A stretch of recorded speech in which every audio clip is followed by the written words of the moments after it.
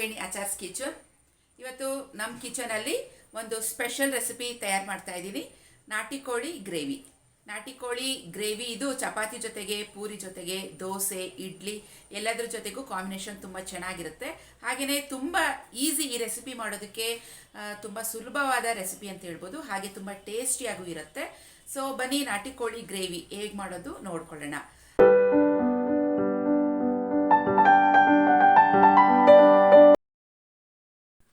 ಬೆಳ್ಳುಳ್ಳಿ ತೊಗೊಂಡಿದ್ದೀನಿ. ಸುಮಾರು 2 ಬೆಳ್ಳುಳ್ಳಿ ತೊಗೊಂಡಿದ್ದೀನಿ. 25ರಿಂದ 30 ಎಸಲಷ್ಟು. ಹಸಿಮೆಣಸಿನ್ಕಾಯಿ 4, ಶುಂಠಿ 1 ಇಂಚ್ ತೊಗೊಂಡಿದ್ದೀನಿ. ಇದಿಷ್ಟನ್ನು ಮಿಕ್ಸಿ ಜಾರ್ಗೆ ಸೇರಿಸ್ಕೊಂಡು ಪೇಸ್ಟ್ ಮಾಡ್ಕೊಳ್ಳೋಣ. ನೋಡಿ, ಇದನ್ನು ಪೇಸ್ಟ್ ಮಾಡ್ಕೊಂಡಿದ್ದೀನಿ ಈ ರೀತಿಯಾಗಿ. ಈಗ ಅದೇ ಮಿಕ್ಸಿ ಜಾರಲ್ಲಿ 1 ಕಪ್ಪಷ್ಟು ಹಸಿ ತೆಂಗಿನಕಾಯಿ ತುರಿ ಸೇರಿಸ್ಕೊಂಡು ಸ್ವಲ್ಪ ನೀರಿನ ಜೊತೆಗೆ ಪೇಸ್ಟ್ ಮಾಡಿ ಇಟ್ಕೊಳ್ಳೋಣ.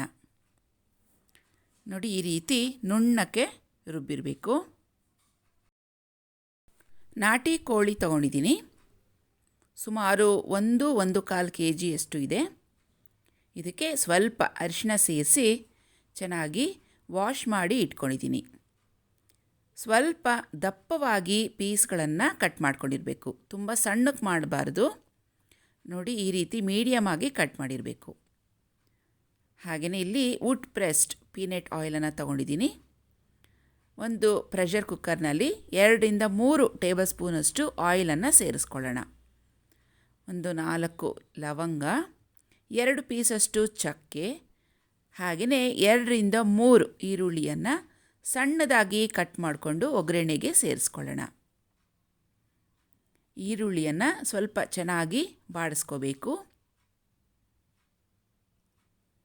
ಈಗ ಇದರಲ್ಲಿ ರುಬ್ಬಿಟ್ಟಿರುವಂಥ ಮಿಶ್ರಣ, ಬೆಳ್ಳುಳ್ಳಿ, ಶುಂಠಿ, ಹಸಿಮೆಣಸಿನ್ಕಾಯಿ ಪೇಸ್ಟ್ ಇದೆಯಲ್ವಾ, ಇದನ್ನು ಸೇರಿಸ್ಕೊಂಡು ಹಸಿ ವಾಸನೆ ಹೋಗೋವರೆಗೂ ಚೆನ್ನಾಗಿ ಫ್ರೈ ಮಾಡ್ಕೋಬೇಕು. ಇದರ ರಾ ಸ್ಮೆಲ್ಲೆಲ್ಲ ಹೋಗಿದೆ. ಇದ್ರ ಜೊತೆಗೇ ಇವಾಗ ಶುದ್ಧ ಮಾಡ್ಕೊಂಡಿರುವಂಥ ನಾಟಿ ಕೋಳಿ ಹೋಳುಗಳನ್ನು ಸೇರಿಸ್ಕೊಳ್ತಾ ಇದ್ದೀನಿ. ಇದು ಒಗ್ಗರಣೆಯಲ್ಲಿ ಚೆನ್ನಾಗಿ ಫ್ರೈ ಮಾಡಬೇಕು. ಸುಮಾರು 2-3 ನಿಮಿಷ ಚೆನ್ನಾಗಿ ಫ್ರೈ ಮಾಡ್ಕೊಳ್ಳಿ. ಟೇಸ್ಟು ಚೆನ್ನಾಗಿರುತ್ತೆ. ಈಗ ಇದಕ್ಕೆ ಟೊಮೆಟೊ ಸೇರಿಸ್ಕೊಳ್ತಾ ಇದ್ದೀನಿ. ಸುಮಾರು 2-3 ಟೊಮೆಟೊ ಕಟ್ ಮಾಡಿಕೊಂಡು ಹಾಕ್ತಾಯಿದ್ದೀನಿ.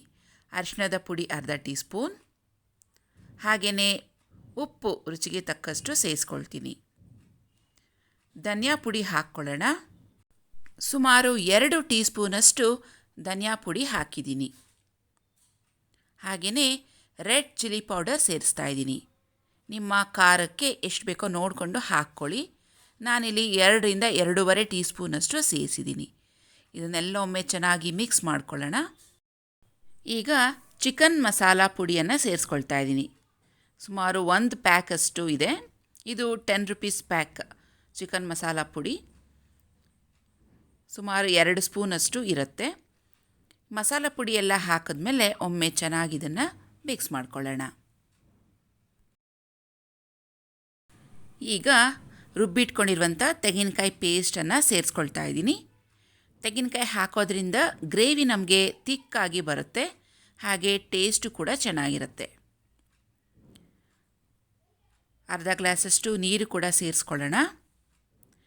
ನಿಮಗೆ ಗ್ರೇವಿ ಯಾವ ಹದಕ್ಕೆ ಬೇಕೋ ನೋಡಿಕೊಂಡು ನೀರನ್ನು ಹಾಕಿ ಮಿಕ್ಸ್ ಮಾಡ್ಕೋಬೇಕು. ನಾನಿಲ್ಲಿ ಹೋಳುಗಳೆಲ್ಲ ಮುಳುಗೋ ಅಷ್ಟು ನೀರನ್ನು ಸೇರಿಸಿದ್ದೀನಿ. ನೋಡಿ, ಕಾಣ್ತಾ ಇದೆಯಲ್ವಾ. ಹಾಗೆ ಕೊನೆಯದಾಗಿ ಸ್ವಲ್ಪ ಕೊತ್ತಂಬರಿ ಸೊಪ್ಪನ್ನು ಕೂಡ ಸೇರಿಸ್ಕೊಳ್ಳೋಣ, ಇನ್ನೂ ಚೆನ್ನಾಗಿರುತ್ತೆ. 2 ಸ್ಪೂನಷ್ಟು ಆಯಿಲನ್ನು ಕೊನೆಗೆ ಸೇರಿಸ್ಕೊಳ್ತಾ ಇದ್ದೀನಿ. ಈಗ ಕುಕ್ಕರ್ ಲಿಡ್ಡನ್ನು ಕವರ್ ಮಾಡ್ಕೊಳ್ತಾ ಇದ್ದೀನಿ. ಇದು ನಾಟಿ ಕೋಳಿ ತುಂಬ ಎಳೆಯದಾಗಿರೋದ್ರಿಂದ 1 ಅಥವಾ 2 ವಿಸಿಲ್ಗೆ ಇದು ಚೆನ್ನಾಗಿ ಬೆಂದೋಗುತ್ತೆ. ನೋಡಿಕೊಂಡು ನೀವು ಕೂಗಿಸ್ಕೋಬೋದು. ಇದ್ರ ಜೊತೆಗೆ ನಾನಿವತ್ತು ಪೂರಿ ಮಾಡ್ತಾಯಿದ್ದೀನಿ.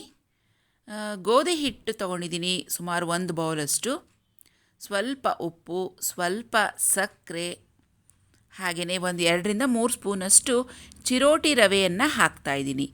ಚಿರೋಟಿ ರವೆ ಹಾಕೋದ್ರಿಂದ ಕ್ರಿಸ್ಪಿಯಾಗಿ ಚೆನ್ನಾಗಿರುತ್ತೆ ತಿನ್ನೋವಾಗ. ನೋಡಿ, ಇಷ್ಟು ಸಣ್ಣದಾಗಿರಬೇಕು ಚಿರೋಟಿ ರವೆ. ಇದನ್ನೆಲ್ಲ ಒಮ್ಮೆ ಚೆನ್ನಾಗಿ ಮಿಕ್ಸ್ ಮಾಡ್ಕೊಳ್ಳೋಣ. ಹಾಗೆ ಸ್ವಲ್ಪ 1-2 ಸ್ಪೂನಷ್ಟು ಎಣ್ಣೆ ಕೂಡ ಹಾಕಿ ಚೆನ್ನಾಗಿ ಮಿಕ್ಸ್ ಮಾಡ್ಕೊಳ್ತೀನಿ.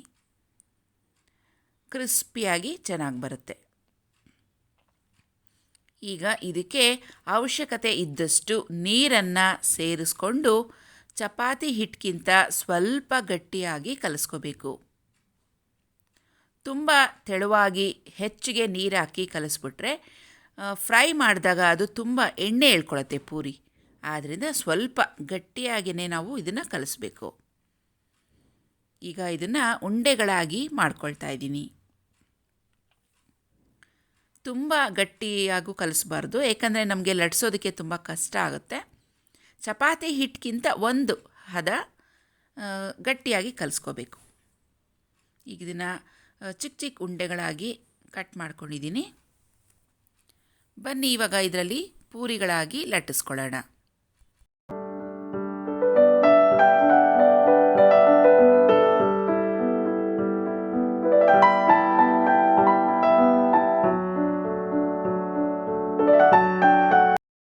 ಈಗ ಒಂದೊಂದೇ ಉಂಡೆಗಳನ್ನು ತಗೊಂಡು ಮೈದಾ ಹಿಟ್ಟು ಅಥವಾ ಗೋಧಿ ಹಿಟ್ಟಿನಲ್ಲಿ ಡಿಪ್ ಮಾಡಿಕೊಂಡು ನಾವು ಲಟ್ಟಿಸ್ಕೋಬೋದು.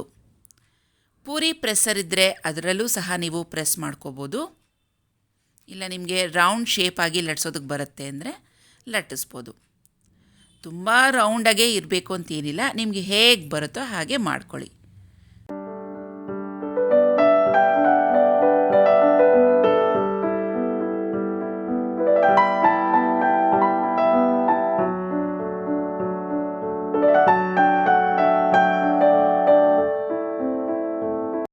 ಪೂರಿ ಮಾಡುವಾಗ ಒಂದು ಟಿಪ್ ಹೇಳ್ತೀನಿ ನೋಡಿ. ಎಣ್ಣೆ ಚೆನ್ನಾಗಿ ಕಾದಿರಬೇಕು ಪೂರಿ ಮಾಡುವಾಗ, ಆವಾಗಲೇ ಅದು ಉಬ್ಬೋದು. ಆಮೇಲೆ ಒಂದು ಪೂರಿ ಈ ರೀತಿ ಬಿಟ್ಟ ಮೇಲೆ ಒಂದು ಸ್ಪೂನಿಂದ ಅದನ್ನು ಪೂರ್ತಿಯಾಗಿ ಎಣ್ಣೆಯಲ್ಲಿ ಮುಳುಗಿಸ್ಬೇಕು. ಇಲ್ಲ ಅಂದರೆ ಅದ್ರ ಮೇಲೆ ಎಣ್ಣೆಯನ್ನು ಒಂದು ಸ್ಪೂನಿನ ಸಹಾಯದಲ್ಲಿ ಹಾಕಬೇಕು. ಆವಾಗಲೇ ಪೂರಿ ನಮಗೆ ಚೆನ್ನಾಗಿ ಉಬ್ಬುತ್ತೆ.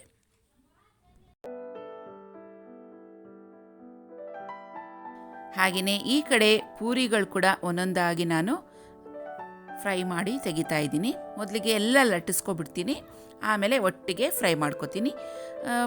ಇಬ್ಬಿಬ್ರು ಇದ್ದಾಗ ಇನ್ನೂ ಈಸಿ ಆಗುತ್ತೆ. ಒಬ್ಬರು ಲಟ್ಟಿಸ್ಬೋದು, ಒಬ್ಬರು ಫ್ರೈ ಮಾಡ್ಬೋದು. ಒಬ್ಬರೇ ಮಾಡಿದಾಗ ಈ ಥರ ಎಲ್ಲ ಪೂರ್ತಿ ಲಟ್ಟಿಸ್ಕೊಬಿಡಿ, ಒಂದು ಪ್ಲೇಟ್ಗೆ ತೊಗೊಂಬಿಡಿ, ಆಮೇಲೆ ಒಟ್ಟಿಗೆ ನೀವು ಫ್ರೈ ಮಾಡ್ಕೋಬೋದು.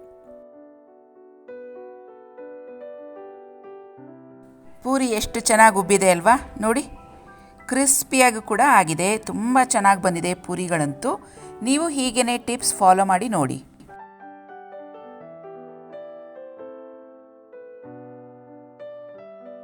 ನಮ್ಮ ನಾಟಿ ಕೋಳಿ ಕುಕ್ಕರಲ್ಲಿ ಹಾಕಿ ಬೇಯಿಸಿದ್ವಲ್ಲ, ಅದು ಪ್ರೆಷರ್ ಕೂಡ ರಿಲೀಸ್ ಆಗಿದೆ.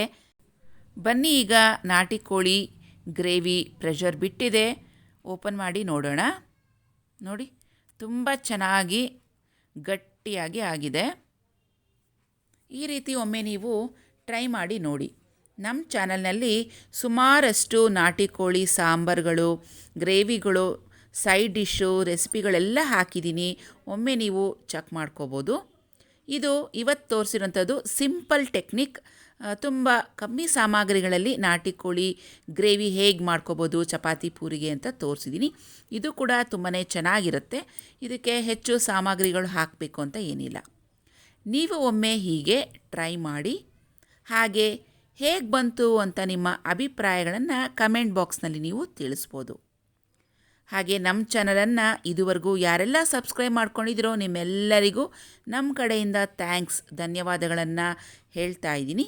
ಸೊ ಫ್ರೆಂಡ್ಸ್, ನೋಡಿದ್ರಲ್ಲ ನಾಟಿ ಕೋಳಿ ಗ್ರೇವಿ ಹೇಗೆ ಮಾಡೋದು ಅಂತ ಕಲ್ತಿದ್ದೀರಲ್ವಾ. ಸೊ ಖಂಡಿತವಾಗಿಯೂ ನೀವೆಲ್ಲರೂ ಒಮ್ಮೆ ಟ್ರೈ ಮಾಡಿ, ತುಂಬ ಟೇಸ್ಟಿಯಾಗಿರುತ್ತೆ. ಇವತ್ತಿನ ವಿಡಿಯೋ ಇಲ್ಲಿಗೆ ಮುಗಿಸ್ತಾ ಇದ್ದೀನಿ. ಮತ್ತೆ ಭೇಟಿ ಆಗೋಣ ನಮ್ಮ ಮುಂದಿನ ವಿಡಿಯೋದಲ್ಲಿ. ಅಲ್ಲಿವರೆಗೂ ಟೇಕ್ ಕೇರ್. Bye friends.